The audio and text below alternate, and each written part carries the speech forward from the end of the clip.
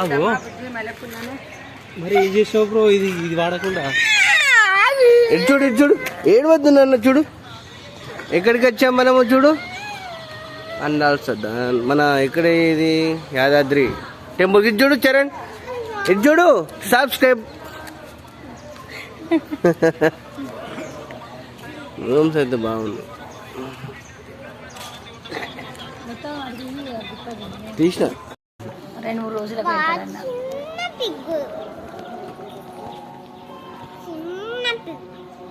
ఈ lotus temple మనం already ఎన్నో చూసాం.